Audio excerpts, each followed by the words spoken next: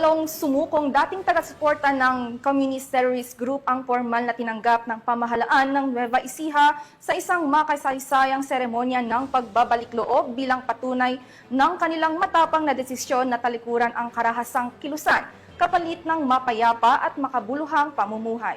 Patrolwoman Janice Bulahaw sa report.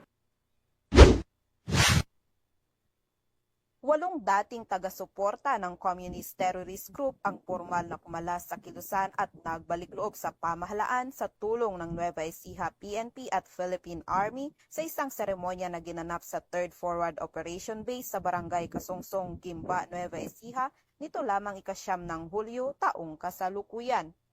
Ang aktibidad ay pinangunahan ng mga tauhan ng 2nd Provincial Mobile Force Company ng Nueva Ecija Police Provincial Office sa ilalim ng superbisyon ni Police Lieutenant Colonel Warley C. Bitog, Force Commander.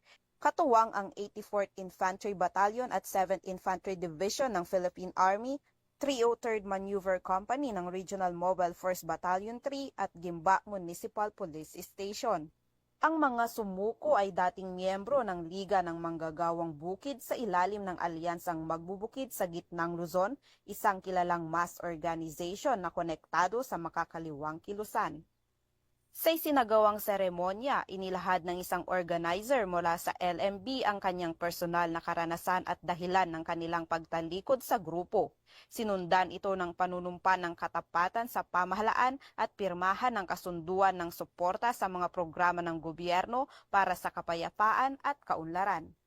Bilang bahagi ng Community Outreach Program ng Police Regional Office 3 na mahagi rin ng mga relief pack sa mga kalahok bilang tulong sa kanilang pagbabalik sa normal at mapayapang pamumuhay.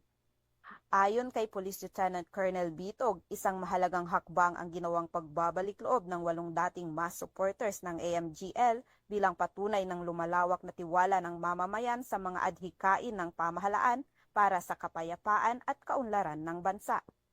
Patuloy ang pagtutulungan ng PNP at AFP upang hikayatin ang iba pang kasapi ng mga makakaliwang grupo na tumalikod sa marahas na ideolohiya at yakapin ang landas ng pagkakaisa, katahimikan at pag-unlad ng komunidad. Mula dito sa Gitnang Luzon, ako ang inyong PNN correspondent, Patrolwoman Julie Advicola Peña, alagad ng batas, tagataguyod ng Balitang Pulis.